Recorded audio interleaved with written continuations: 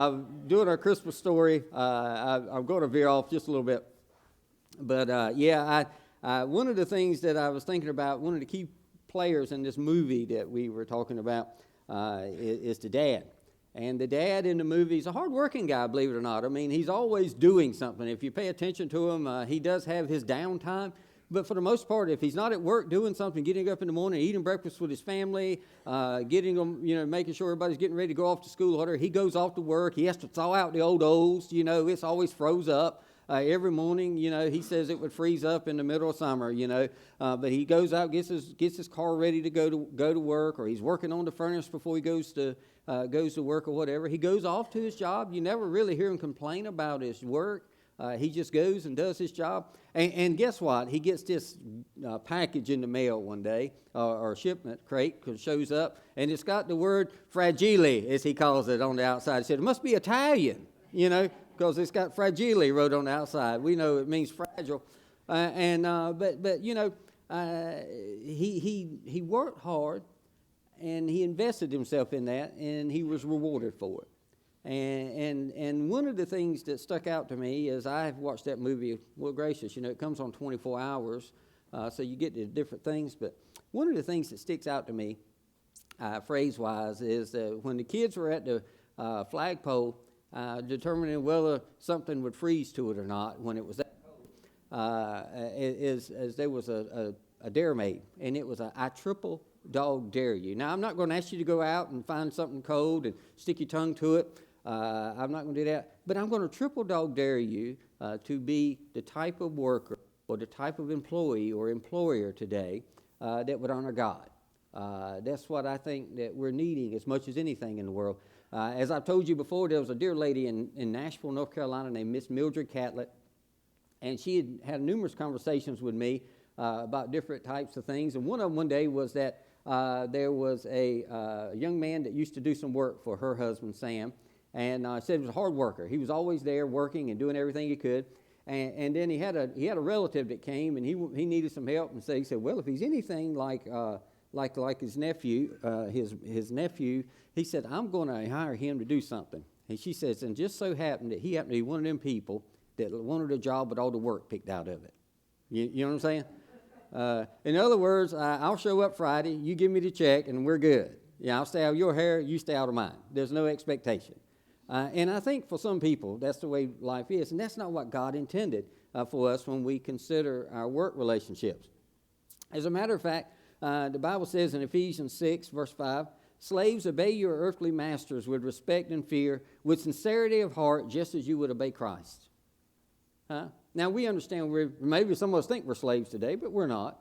We could walk off a job tomorrow if we chose to do so, and we would be unemployed, but there's no ramifications outside of we won't have an income.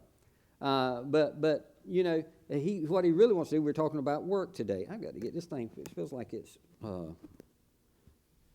something crawling up my ear. So we're talking about work and relationships between employees and employers.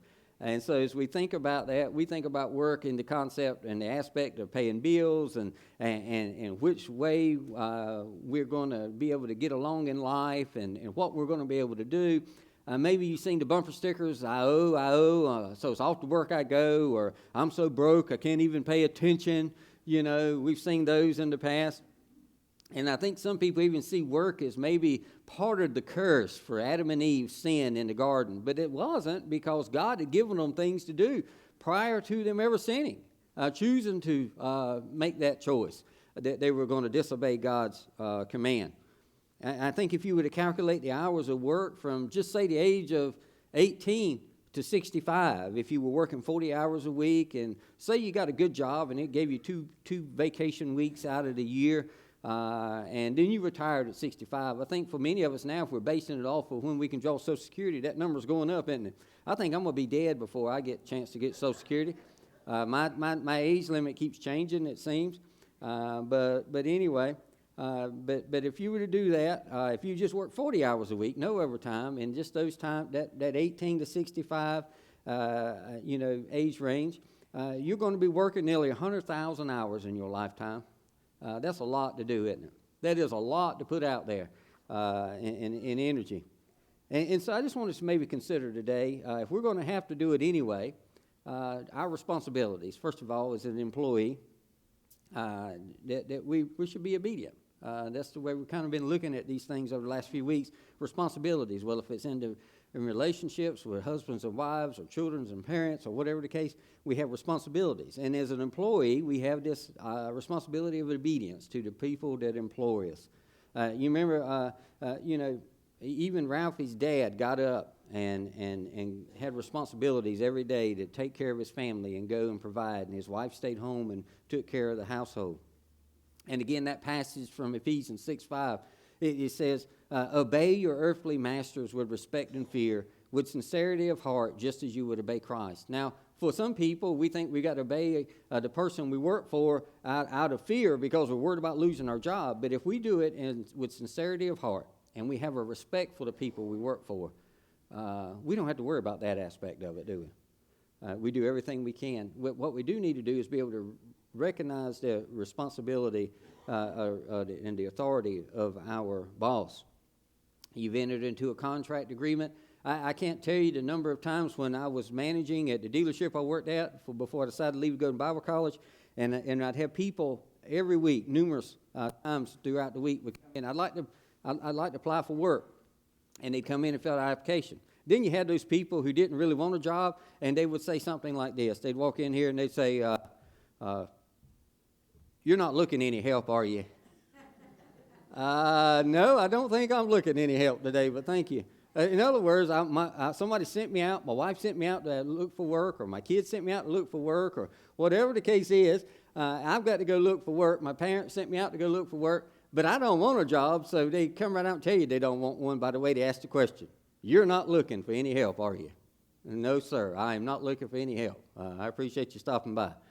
The truth of the matter is when we do hire somebody, we come in, we've entered a contract. You don't walk up to a job and say, I'll do anything. And then when you say, okay, well, I'm needing somebody, and the first thing you do is put a broom in your hand and say, well, my back, or you pull a Fred Sanford, my arthritis won't let me handle the broom like that, It seemed like anything that he didn't want to do in his life, his arthritis wouldn't let him do it. He always had a problem, or he was getting ready to have a heart attack, or whatever the case was. And we enter a contract with people. We make an agreement, and we have to. We give our word, and we need to stick to our word. That's just the way it works out. And Ecclesiastes 5:4 says this: when you make a vow to God, do not be late in paying it, for He takes no delight in fools. And pay what you vow. And I believe that same concept is true in every aspect of life. If you've made an agreement, follow through with it. Keep your word. It's a great testimony for Christ when you're a person who shows up for work on time, when you're a person who does the job that you've been handed down to do and do it to the best of your ability without grumbling and complaining. That just shows that who you're honoring.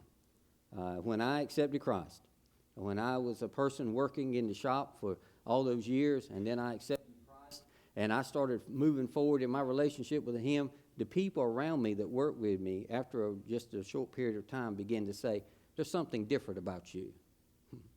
And that should be for all people who profess to be Christians.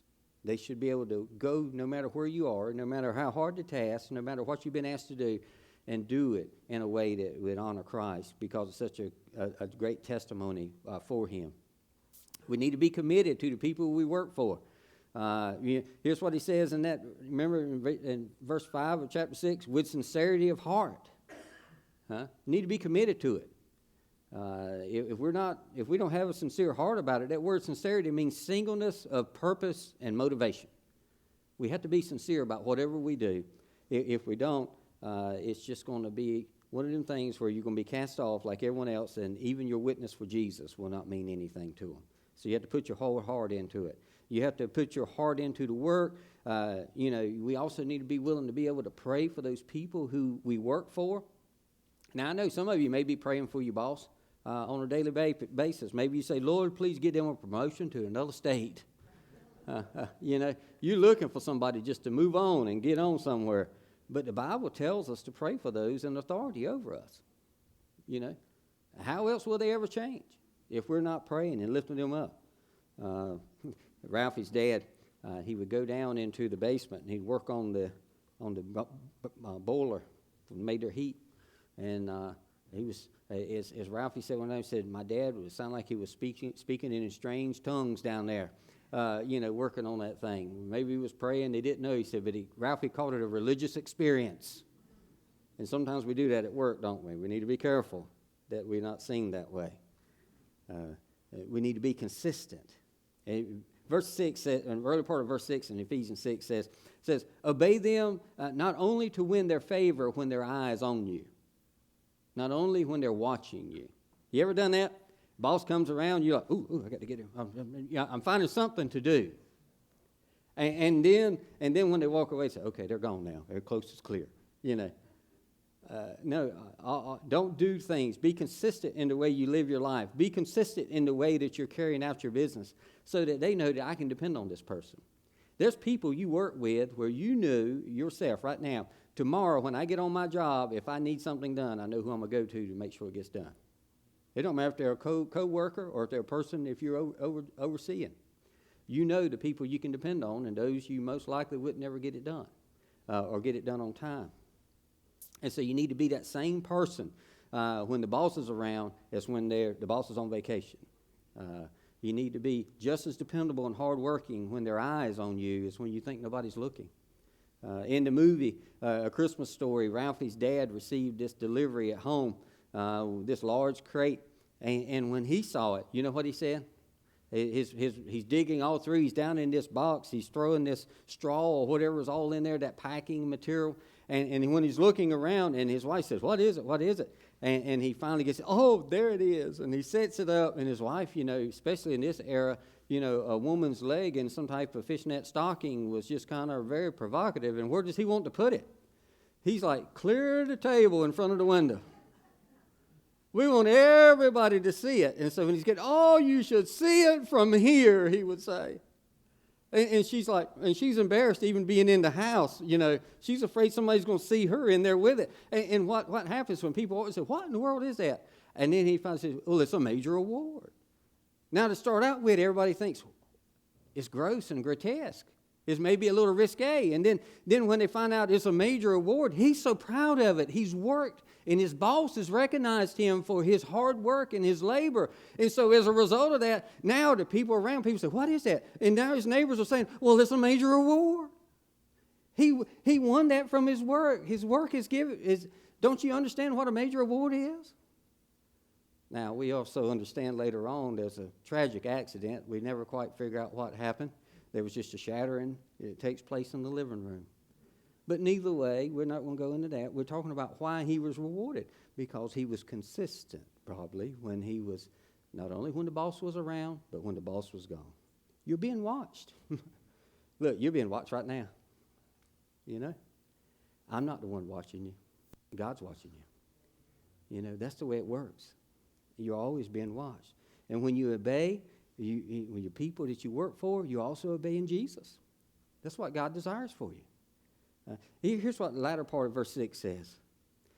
Be like slaves of Christ, doing the will of God from your heart. Always do the things that would honor Christ. Now, it's not always going to be pleasant. There are things in my life that I have done that I didn't want to. Brother Wayne Smith, before he passed, he said people would ask him why he did so many different things in his lifetime, in his ministry. And he would say, as Jesus was praying in the garden, when he says, let this cup pass from me, and the King James say, but nevertheless, not my will, but your will. In other words, there's going to be times in your life you're not going to want to do. But because it's the right thing to do for Christ, you do it. You understand? Nevertheless, being loyal. J. Vernon McGee would put it this way. A man's not a Christian just because he made a profession of Christianity and calls himself a child of God on Sunday. Whether or not he is a genuine Christian is revealed by fruits such as his loyalty to his employer, to his family, to his home, to his church, etc. When a profession Christian is disloyal in these areas of his life, the chances are he will also be disloyal to Christ. He certainly has no effective witness for Christ, he says. Wow. How about that? So we've looked at the home, we've looked at our relationship with our family, and now we're looking at our relationship with our work. You see, God rewards an obedient worker. Just as Ralphie's dad got his major award that Mom didn't think much of, Dad was so proud of it because he knew how many dedicated hours he had to put in to achieve that. Verses 7 and 8 from Ephesians chapter 6 says, serve wholeheartedly. There's a word we could underline in our Bibles, isn't it? As if you were serving the Lord, not men, because you know that the Lord will reward everyone for whatever good he does, whether he is a slave or free. I think one of the biggest motivations to do good work for an employer is the hope of a reward. Who doesn't like a raise once in a while? Who doesn't like a bonus or whatever the case may be? Who doesn't like a day off? You've done so good. Once you get done with your work this week, how about take tomorrow off? My step-grandfather, that was, I always call him my granddaddy. For clarifications, I always say he's my step-grandfather, just so people understand that I had a biological grandfather and a step-grandfather on my mom's side. But he owned a painting business.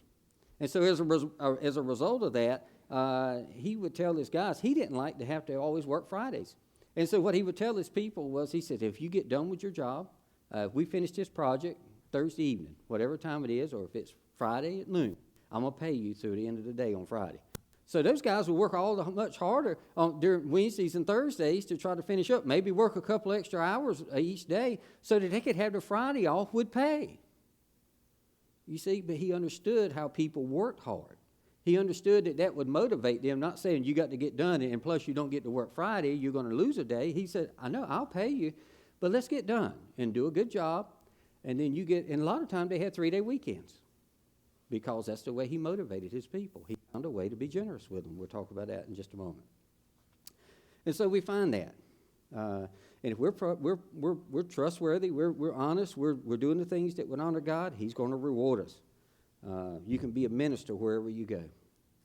Now, Martin Luther understood this when he wrote this. He says, the maid who sweeps the kitchen is going to be doing the will of God just as much as the monk who prays.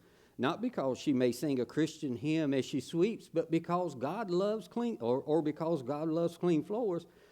The Christian shoemaker does his Christian duty not by putting little crosses on the shoes, but by making good shoes, because God is interested in good craftsmanship. Be right and do right. So that brings us to, if you're a boss, if you have a position of responsibility of people that you oversee. Generosity. This is what I was talking about my grandfather. He was a generous man when it came to having people work for him. He never had a problem with people calling him and saying, I need a job. If you got some work I could do for you. Because they knew he had a reputation for being someone who was good to his employees. Now, Ephesians 6:9 says, and masters, treat your slaves in the same way. Do not threaten them, since you know that he who is both their master and yours is in heaven, and there is no favoritism with him. So no matter what position you hold, God's going to see us in the same light. And so our responsibility in this sense is to reward obedient workers. Reward people according to what they do. God is going to reward you, your employee who works hard. He's already said that. And so one of the most direct ways he wants to provide for that reward is through the person they work for. So be generous. You can be generous, if nothing else, through your words and your kindness. If somebody does a job well, tell them how well you appreciate it. Tell them thank you. Speak words that affirm the things that they're doing right behavior in the workplace. Make sure that they know that they're appreciated and what they've done is something that's significant. I think it makes all of us feel better when about our work and make us want to work harder when we know somebody recognizes our efforts, doesn't it? I mean, have you ever been there? Do you feel like you've ever worked in a job and you say, man, it don't matter how hard I work, it seems like I can never get anything done. It seems like I can never do anything right. And then there's other times you say, I sure do love my boss. He or she is always reminding me of why I love to come to work every day. There's a big difference in those type of people, isn't there? And so we need to be also, if we can be generous with our words, we need to be generous also with opportunities. I mean, give somebody a little bit more responsibility. If you're a person who employs people, along the way, Give them a little extra responsibilities and see how that they will respond to that, and help them grow as individuals. And that gives them a chance to advance in their careers and in their life. It helps them be good stewards, and also helps teach biblical concepts in people. One of the things I've appreciated, I hate to say we eat out a lot, but we do eat out a lot, and we go through a lot of drive-thrus. And one of the things that I've noticed as people were starting to push for $15 an hour for minimum wage, especially for most entry-level jobs, is if you go through the drive-thru at Arby's here in Roanoke Rapids, there's a sign beside of the drive-thru and between there and the main entrance. And it's got a person standing there, and it's got like, on one side, it's got like half of an Arby's uniform, and the other side, it's got like a doctor or a paramedic or whatever type. And it simply says this above it. It says, start here, go anywhere. In other words, don't expect to come in here and run the cash register and make a career out of it. Or maybe don't expect to come in here unless you want to take over or manage a restaurant or start your own. This may not be the place that you want to come in and slice roast beef for the rest of your life, But start here and go somewhere. You see, they're teaching people principles of growth in life. That's what they're trying to convey. And we need to be willing to do that also, help people be generous with different opportunities that come up. Now, and also be like my grandfather. Be generous with your money. If they deserve a raise, give them a raise. And watch how that if people are genuine, if they are honoring their side of being a steward in the way that they work for people as God asked them to do, you'll see some great things come about it. It's just rewarding obedient workers.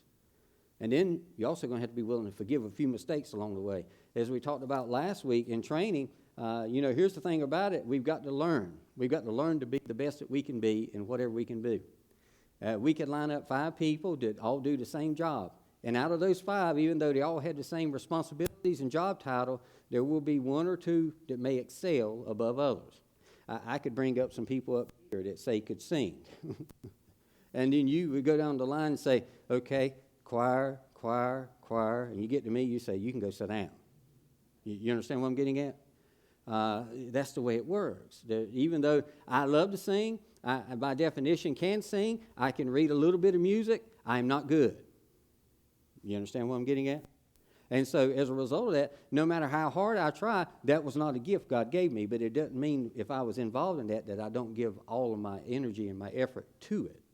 It just means I may not excel at it like some other people would. And so it is with you on your job. But give everything you can, and when you make a mistake, it's up to the employer to forgive those and encourage people to do better the next time.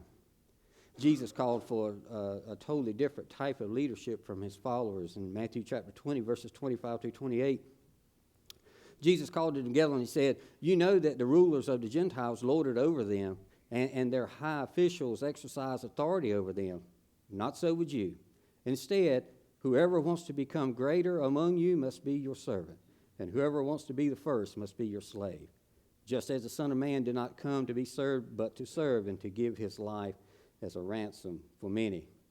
You see, Jesus could have threatened them all, but instead, he doesn't. What does he do? He forgave us. He rewards us. And then through our faithful commitment to him, he encourages us to live a life that should be honoring of him. And when people are in leadership positions, you have an opportunity and a responsibility to help people move forward in life and not to hold them back. If the people you've got working for you want to be the type of people who want to stay down there at the entry level, then you say, this may not be the place for you. But if they're wanting to advance, it should be up to us to bring them wherever they need to go in life. It's like Christians. We're not simply supposed to get you in here, get you to the front of the aisle, and help you say, I need Jesus as my Lord and Savior, and leave you. We're supposed to be here also to help now train you up to be the best Christian and follower of Jesus that you can possibly be. That's the way we have to do in our work relationships as well. Remember that your employee could be your brother or sister in Christ. Ephesians 6:9 says, knowing that both their master and yours is in heaven, and there's no partiality with him. That sets it on a whole different level, doesn't it?